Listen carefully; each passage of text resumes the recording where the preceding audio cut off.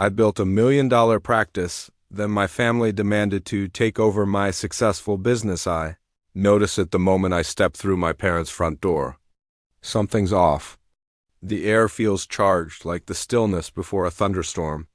Dad's smile stretches too wide as he takes my coat. Mom's handshake a touch too firm. My brother Austin practically vibrates with excitement, his eyes darting between our parents with that conspiratorial gleam I've known since childhood. Samuel, son, so glad you made it. Dad guides me toward the dining room where Sunday dinner awaits, his hand pressing against my back with unusual insistence. The table looks perfect, of course. Dad's best china, the crystal glasses that only appear for special occasions. A centerpiece of fresh flowers. Whatever this is, they've planned it carefully. I take my usual seat across from Austin, whose smile reminds me of when he was 8 and new. I was about to step on the whoopee cushion he'd hidden under my chair cushion. Mom carves the roast beef with practiced precision while Dad distributes mashed potatoes, green beans, and those dinner rolls I've loved since childhood. That's when I spot it. A manila folder tucked beside Mom's plate, its corner peeking out from under her napkin. My stomach tightens. How's the clinic? Dad asks, his voice artificially bright. Still working those crazy hours? Business is good. I keep my answer simple, watching Mom's eyes flicker toward the folder. We've increased our patient load by 30% this quarter, Austin snorts softly. All those patients, but such a tiny waiting room. Someone should really upgrade your office management. The pieces click together in my mind.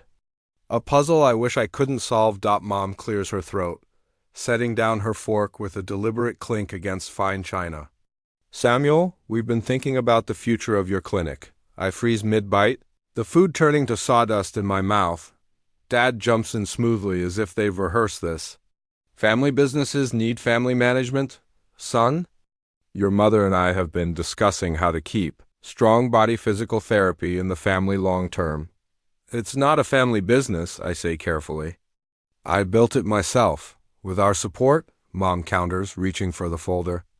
And now Austin has an excellent proposal that will benefit everyone. My brother straightens in his chair, practically preening.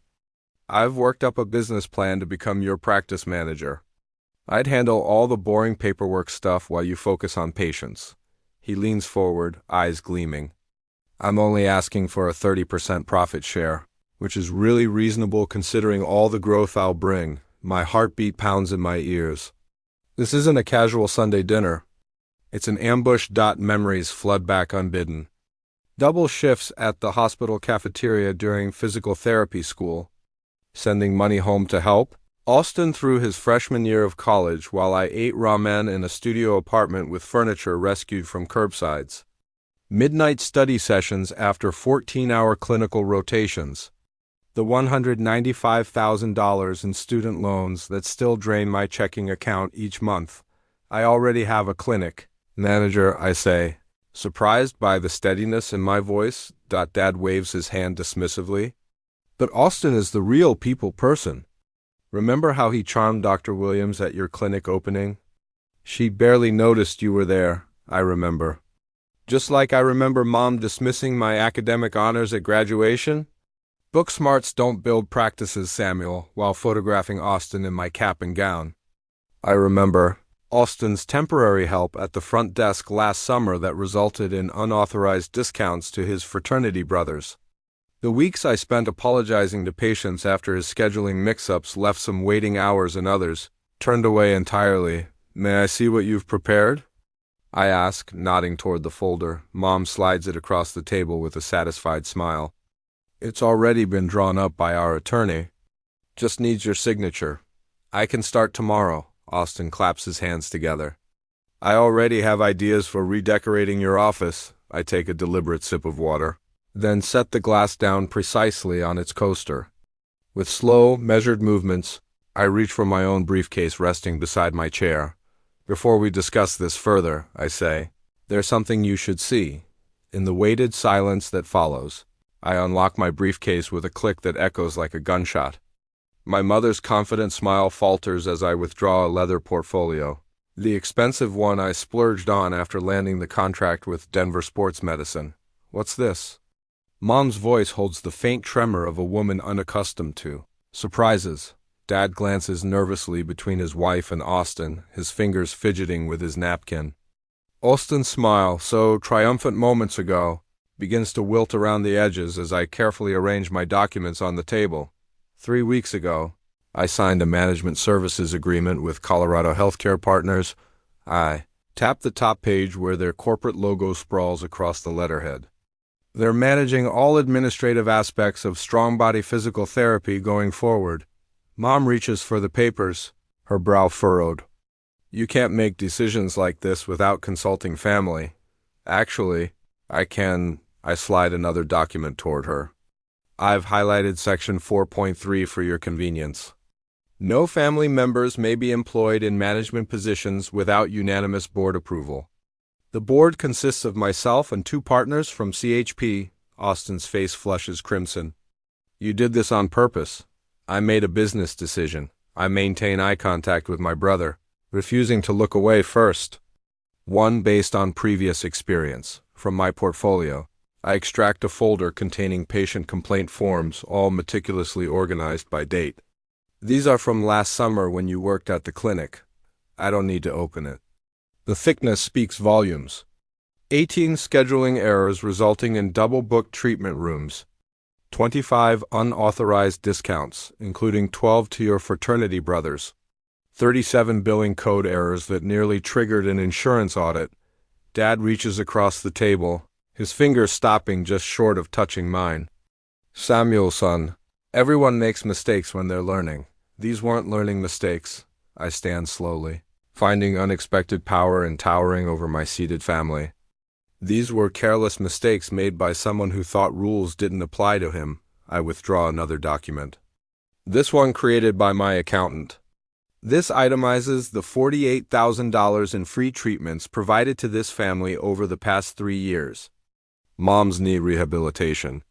Dad's back injury. Austin's sports massages before his beach vacations. The stunned silence feels like vindication. Their expressions shift from entitled certainty to uncomfortable shock. While I covered your healthcare needs, I was eating ramen noodles to make my student loan payments. I worked double shifts at the hospital cafeteria to help fund Austin's freshman year when you said you couldn't afford both our educations. Simultaneously, I lock eyes with my mother. I slept on treatment tables when I couldn't afford both rent and malpractice insurance. My phone buzzes with a text. I glance down to see my clinic manager's message. Did you tell them yet? The timing couldn't be better. A reminder that I'm not alone anymore. My staff witnessed Austin's summer of chaos, staying late to fix his mistakes while he posted Instagram photos from rooftop happy hours. My mentor warned me years ago that family and business mix like oil and water, I say, remembering Dr. Winter's concerned expression when she caught me crying in the supply closet after Dad missed my clinic's grand opening. I should have listened sooner. I gather my documents with deliberate precision. We can negotiate. Mom's voice has lost its authoritative edge, replaced by the tone she uses when a deal starts slipping away. 20% instead of 30%? A trial period. I close my portfolio with a snap. My clinic isn't your retirement plan? It's my career. Dad's hand flies to his throat, a dramatic gesture he's perfected over years of family conflicts. I never thought you'd put business before family, he whispers. The statement hangs between us, revealing everything wrong with their perspective. In their minds, my success exists to benefit them. I'm not putting business before family, I reply, my voice steadier than I feel inside. I'm putting boundaries before exploitation. Austin pushes back from the table, his chair scraping against the hardwood floor. You've always been so dramatic, Samuel. Acting like you did everything yourself when we've always supported you. Supported me? When exactly was that? During my graduation, when Mom was taking photos of you in my cap and gown, or when Dad told Dr. Williams I was just the medical person at my own clinic opening. The memories surface like air bubbles in water. Quick, sharp, impossible to stop once they start rising. Remember my 13th birthday when I got a card while Austin received a new gaming system? Or my high school valedictorian ceremony where no family members attended because Austin had a cold. I zip my briefcase closed. Your support has always been conspicuously absent when it mattered. Mom stands now too. Her height no longer intimidating as it was throughout my childhood. You've changed, Samuel. Success has made you cold. No, I meet her gaze without flinching. Success has made me visible, and you don't know what to do with a son you can't ignore. So proud of my son Samuel's vision with strong body physical therapy. We've always believed in his healing touch. Hashtag ProudDad, hashtag FamilyBusiness. Double quotes. The timestamp shows it was posted 30 minutes ago. The hashtag's interesting. Carol says carefully, family business. The words taste bitter. I click send on my email. They've never paid $1 toward this clinic. Never worked an hour here. Never believed it would succeed until it did. Community's noticing the disconnect, Carol says. Dr. Reynolds mentioned it last week when he referred that complex shoulder case. Said he always sends patients here because you built something genuine, not handed down or gifted. Carol taps my original business license frame. Said he appreciates how you acknowledge your team.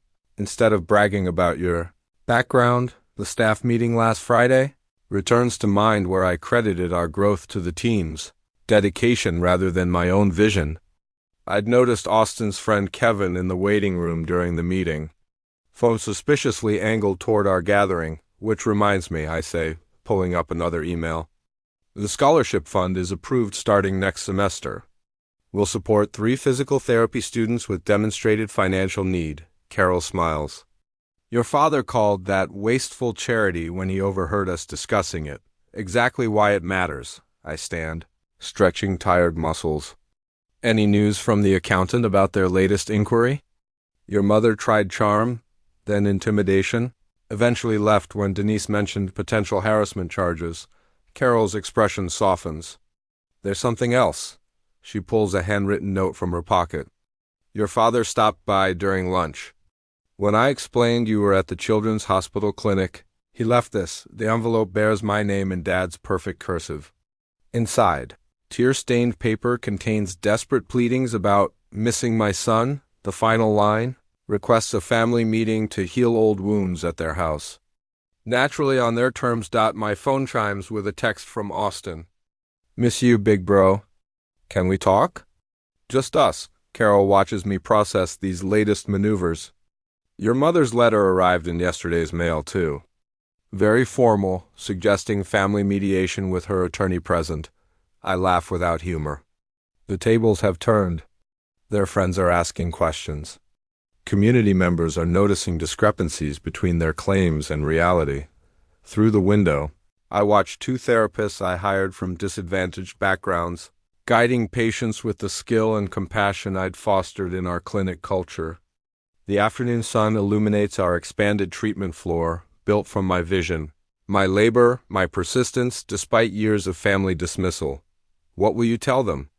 Carol asks. I place the note in my desk drawer, joining other manipulative family communications I've documented meticulously.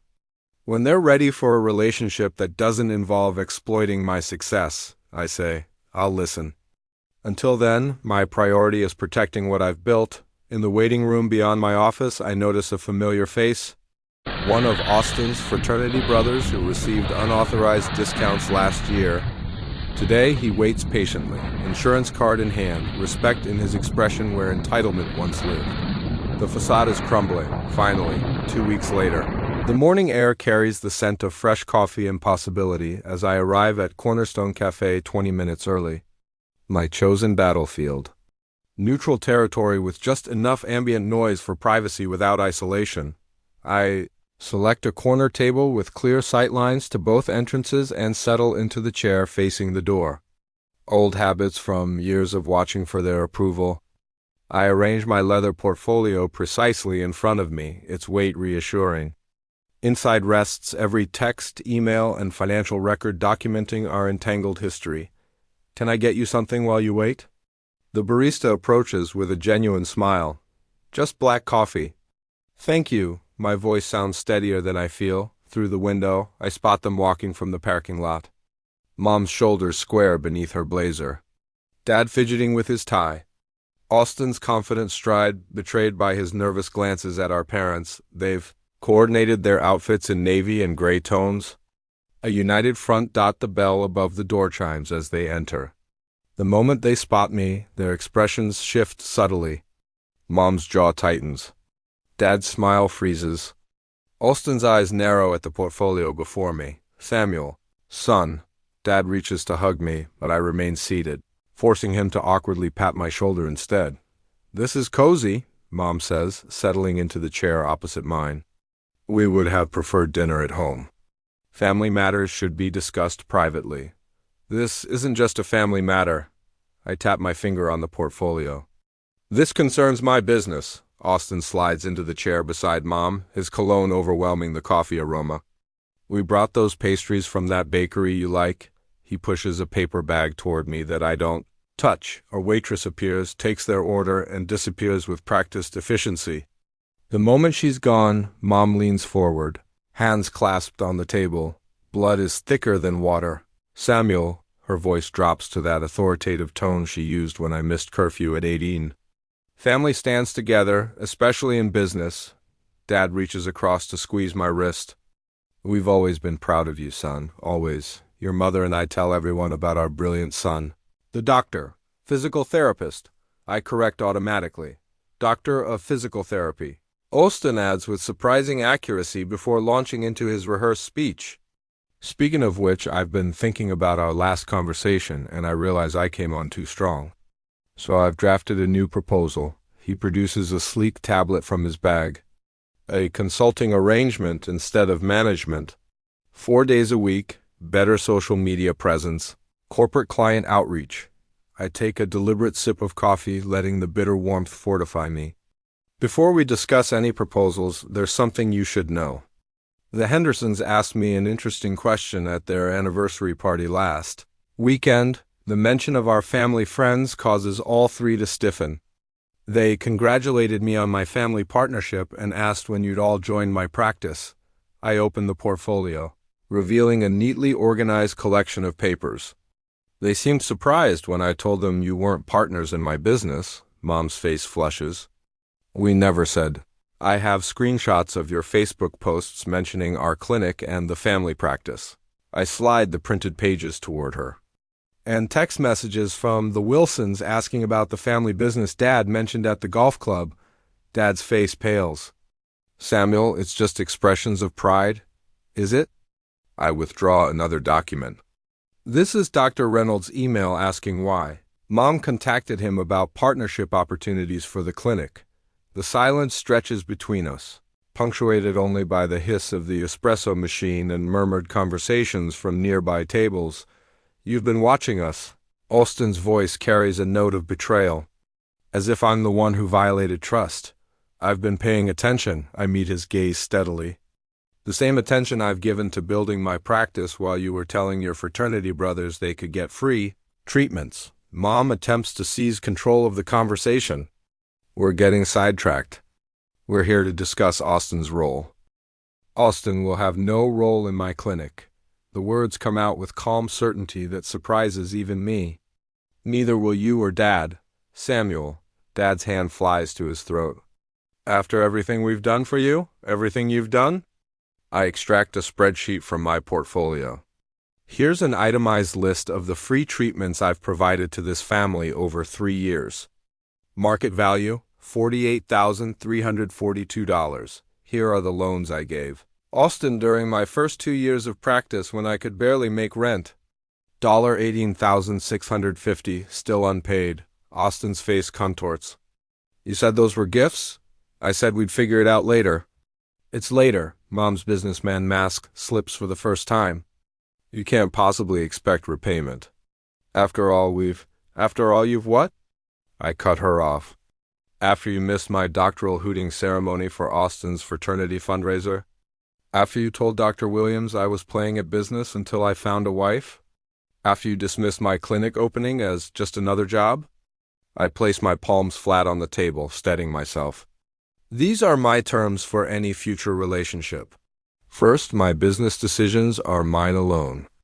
No input, no suggestions, no contacts with my colleagues. Second, any treatments for family will be billed at standard rates. Third, no more describing yourselves as partners or owners in my business. Dad's artificial composure crumbles, tears welling in his eyes. Genuine ones this time, not the performance drops he typically deploys. You can't mean this, he whispers. We're family. Family respects boundaries, I answer. Family celebrates achievements instead of trying to claim them. Mom's face darkens with frustration. This is absurd. We never thought you'd actually succeed on your own. We were trying to help secure your future. The truth slips out so easily, so naturally that she doesn't even seem to realize what she's admitted. After all these years, all my work, all my sacrifices, they never believed in me. Austin's carefully constructed mask falls completely. It's not fair, he hisses. You get everything. The respect, the fancy title, the business. What about me? I'm stuck in a cubicle while you play hero in your precious clinic. There it is. The raw envy beneath the manipulation. The resentment beneath the charm. I close my portfolio with a decisive snap and stand. I built everything I have while supporting this family emotionally and financially. I'm not playing at anything, and I'm done being invisible. I leave exact change for my coffee on the table and walk away. Behind me I hear Dad's quiet sobs, Mom's harsh whisper to Austin, the scraping of chairs. But I don't look back. For the first time in my life, I'm moving forward without checking if they approve. The weight of their expectations falls from my shoulders with each step, and I walk into the sunlight standing taller than when I arrived. 1 year later, I stand at the picture window of my expanded clinic, watching the afternoon light paint golden highlights across the Denver skyline. The view before me mirrors the transformation within. Dr. Bennett, your 3 o'clock is ready. Marcus, my lead therapist, appears at my side, clipboard in hand. It's Mrs. Ching's final session. Perfect timing, I smile. Genuine warmth spreading through my chest. The waiting room bustles with activity, a stark contrast to the cramped space where I began.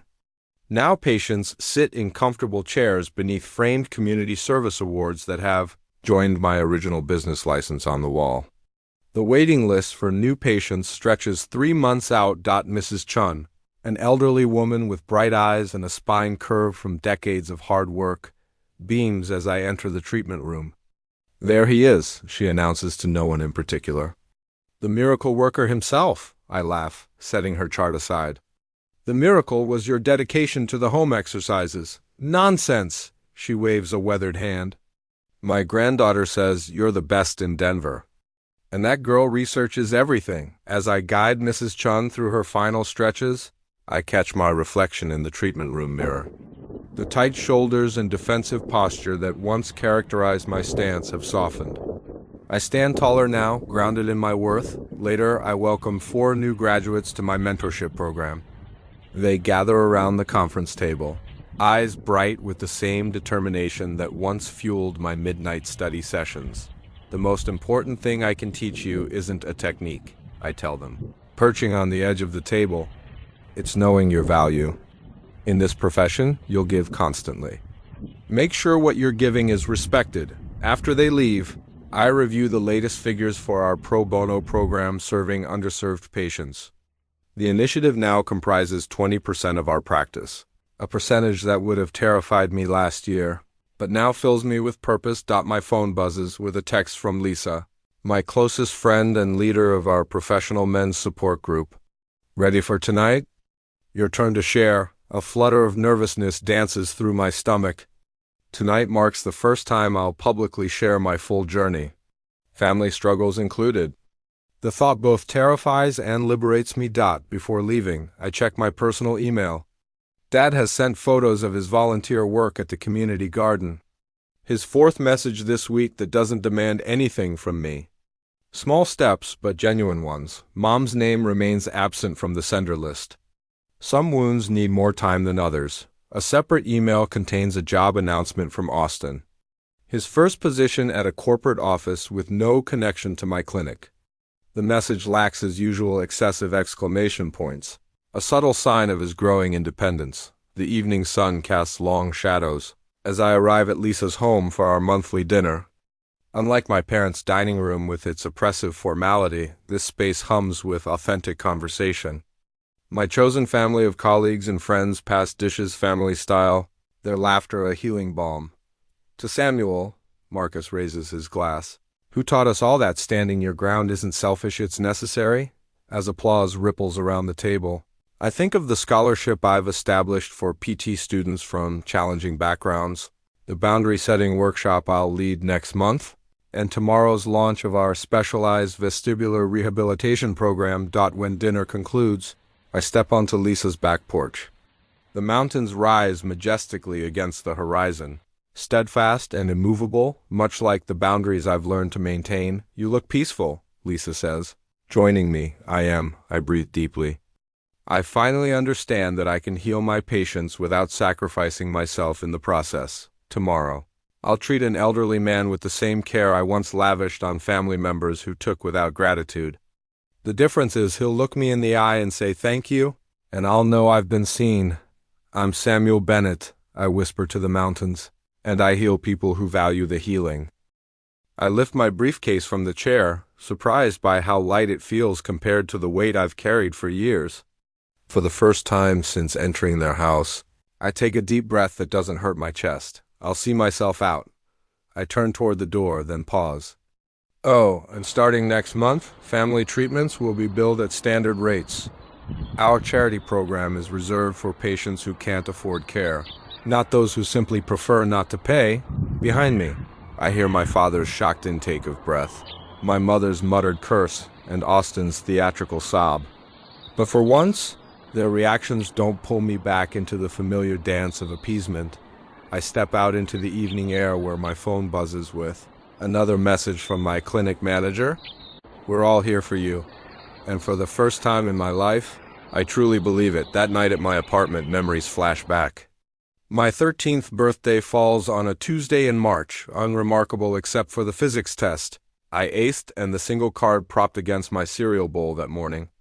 2 weeks later, Austin turns 11 and receives a gleaming new gaming system with all the accessories. I watch from our front porch as he sets it up, our parents exclaiming over each component. Samuel, take a picture of your brother, Mom calls, tossing me her camera.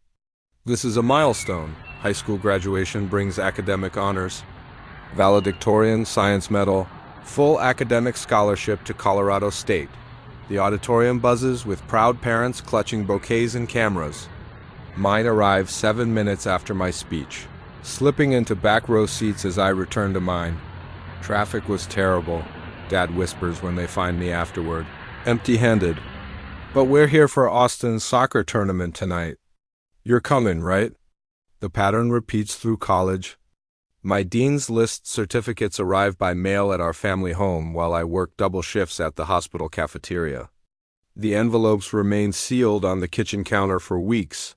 When physical therapy school graduation finally arrives, I stand alone after the ceremony until Austin waves from across the quad. There you are, he grabs my mortarboard. Mom wants pictures of me in this. You don't mind, right? For 20 minutes, I watch my parents photograph my brother wearing my hard-earned cap, their backs to my honors cords and the diploma case clutched in my hands. Book smarts don't build practices. Samuel, Mom says later, returning my cap without meeting my eyes, 4 years after graduation. I'm hunched over my laptop at midnight. The clinic dark except for my office light. Loan statements glare from the screen. $195,000 remaining. The monthly payment's larger than my rent. Meanwhile, I've just transferred $1,400 to Austin for his temporary housing crisis following his 5th job change in 3 years. My own apartment remains furnished with roadside rescues, a coffee table with uneven legs, a sofa that smells faintly of previous owners, no matter how much I clean it. The sound of my stomach growling echoes in the empty clinic, the bank manager's voice still rings in my ears from that morning's appointment. Without a cosigner or additional collateral, Mr. Bennett, we simply can't approve this business expansion loan. I'd nodded politely, tucking the rejection letter beside the others in my bag, not mentioning that my parents had refused to cosign, but had purchased Austin a new car the previous month because he needs reliable transportation for interviews. The treatment table becomes my bed that night. I curl onto the paper-covered vinyl, wrapping myself in a patient blanket after 18 hours of back-to-back appointments, followed by insurance paperwork. The cleaning crew finds me there at 5 a.m., still clutching spreadsheets. 6 months later, when strong body physical therapy finally opens in its own space, not just a rented room in someone else's clinic, MY parents stop by for 20 minutes between Austin's graduation party and their dinner reservation. It's nice, Dad says, glancing at his watch, like a real doctor's office. Mom peers at my framed credentials. Just remember, it's always about the people, not the degrees. They leave before the small reception begins. Missing the champagne toast from my 4-person staff and the ribbon cutting, photo for the local business journal, the summer Austin, decides to help out at the front desk becomes a professional nightmare. His fraternity brothers receive unauthorized discounts, while regular patients find their appointments rescheduled or canceled entirely. Insurance forms pile up unprocessed until late-night hours when I discover them, stuffed into desk drawers. They were so boring, Austin explains when confronted. Besides, they're just old people with Medicare. They don't have anywhere important to be.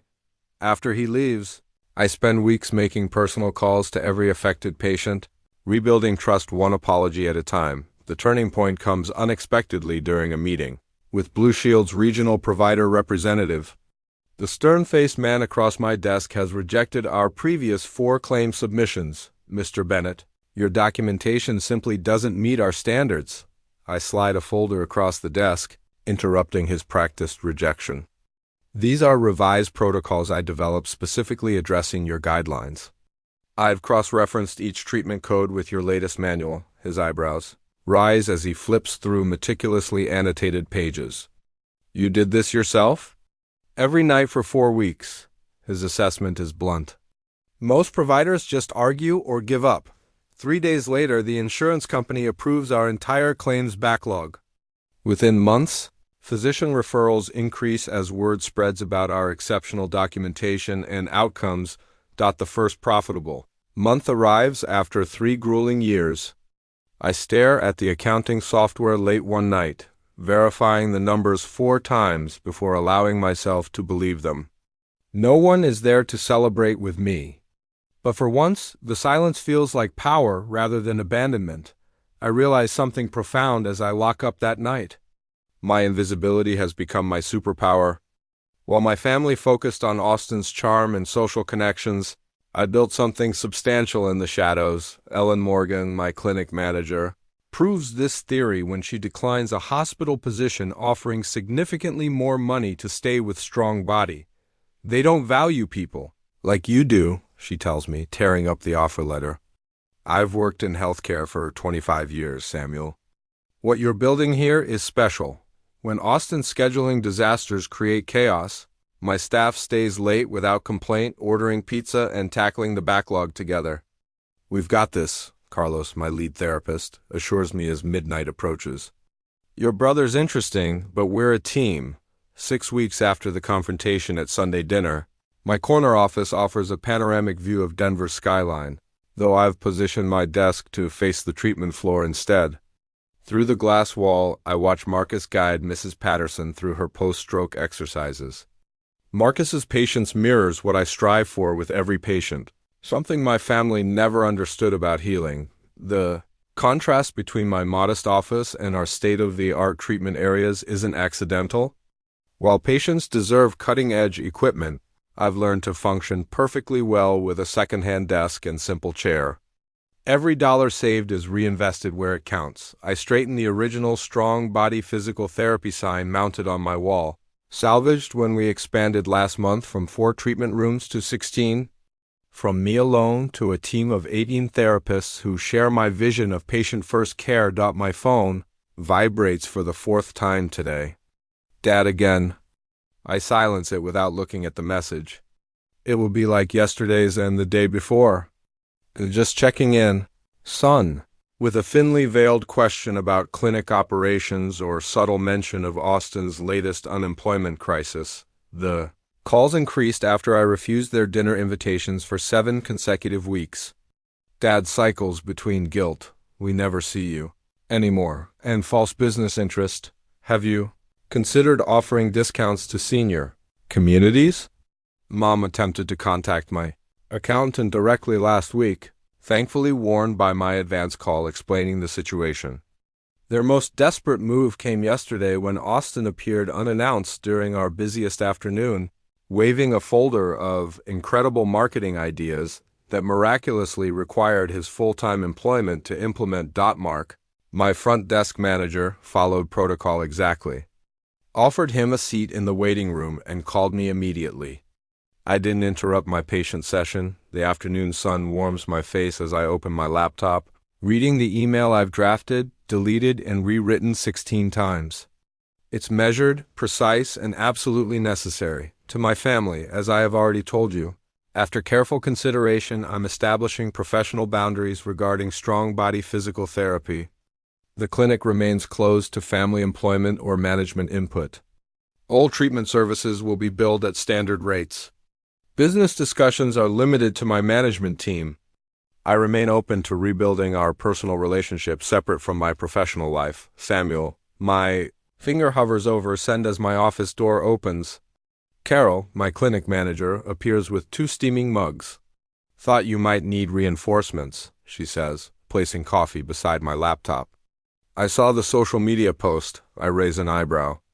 Carol slides her phone across my desk. There's my father's Facebook profile featuring a photo from my clinic's opening day 3 years ago. Dad stands beside me, arm around my shoulder. A rare moment of apparent support I now recognize was performative.